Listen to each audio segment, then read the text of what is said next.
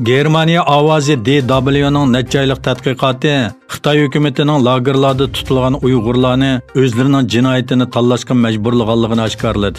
Germaniya ovozining uzun muddatlik tekshirishlardan ma'lum bo'lishicha, ba'zi ahvollarda mahbuslar o'zlarining jinoyatini o'zi tanlashi kerak ekan. Ko'z yoshlarini tutolmagan bir Uyg'ur ayolning deyishicha, bir kuni uningga 75 xil jinoyat tizimligi berilgan va ularning birini tanlashga majbur bo'lgan. Boshqacha aytganda, u lagerga elib ketilgandan keyin nemishqa bu lagerda tutilganligini isbotlashga majbur bo'lgan. Germaniya ovozining ziyoratini qabul qilgan boshqa 3 mahbus yana bu tizimlikdagi jinoyatlarning kundalik turmushdagi ishlar ekanligini eskartdi. Bular romal artish, ibodat qilish yoki chet eldagi tuqqanlar bilan aloqa qilishni o'z ichiga oladi. Sobiq mahbuslar jinoyatini tanlagandan keyin sud mahkamasiga elib ketiladigan bo'lib, ularning o'zini oqlash va arzi qilish huquqi yo'q. Ilgilanishicha, bu tartib lagerdan lagerga qarab o'xshamaydi ekan. Ba'zi mahbuslar ba'zi lagerlarda ayrim sotlanadi ekan. Ba'zi lagerlarda kollektiv sotlash elib beriladi ekan.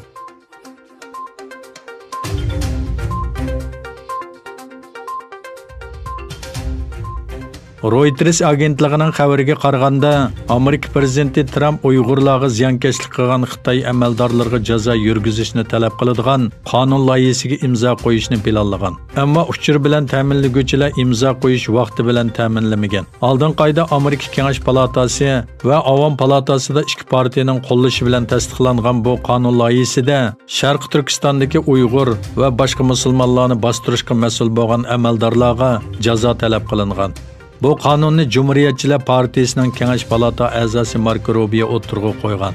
Bu qonun loyihasida Xitoy Kompartiyasi Markaziy komiteti siyosiy komitetining a'zosi, atalmish Uyg'ur Avtonom rayonlik partiya komitetining sekretari Chinchanggu qatorliqlarning ismi tilga ilingan bo'lib, ular kishilik huquqqa og'ir daxl tarz qilish jinoyatiga mas'ul bo'lish kerak deb qaralgan.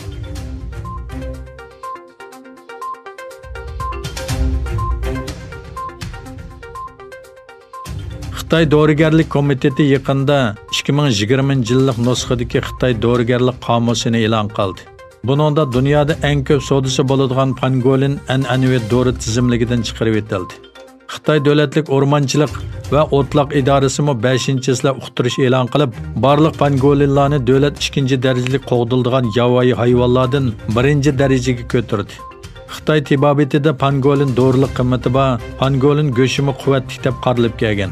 Yana bir jihatdan Janubiy Xitoy Yezigilik universitetining tadqiqotchilari 2-oyda elib borgan tadqiqotida pangolin virusi bilan Wuhan virusining gen moslashish nisbatining 99% ekanligi bayqalgan.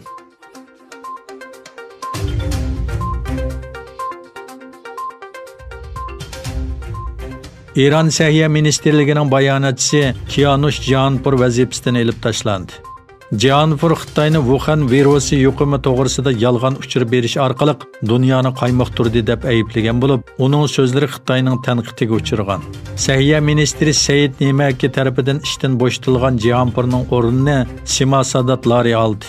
Jahanpur 4-oydagi bir axborot e'lon qilish yig'inida qilgan so'zida Xitoy ta'minlagan yuqumlanish sonini ochiq chaqchaq deb tasvirlab, Beijing hukumatini yolg'on sonliq ma'lumot berish orqali dunyoni qaymoqtirdi deb ayblagan. Bu bayonot bir qism Iran doiralari va Beijing hukumatining qattiq tanqidiga uchirgan edi.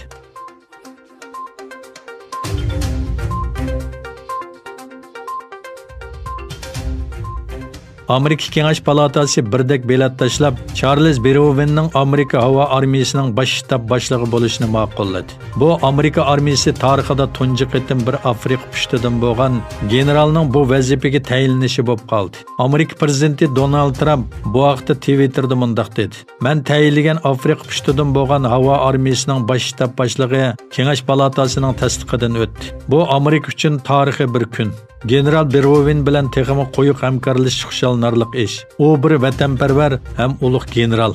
Yangi vazifaga tayinlangan Beroven ilgari Amerika Tinch okean havo armiyasining qo'mondoni bo'lgan bo'lib, Amerika armiyasining Hind Tinch okean jang maydonidagi havo harakatiga mas'ul bo'lgan. Berovenning vazifaga tayinlanishi Amerika irqchiligiga qarshi to'lqin avjiga chiqqan vaqtga to'g'ri keldi. Oldin qayda qora tanlik George Floyd saqchilarning qo'lga olishi jarayonida qazo qilib, irqiy va ijtimoiy adolatsizlikka qarshi namoyish qo'zg'agan edi.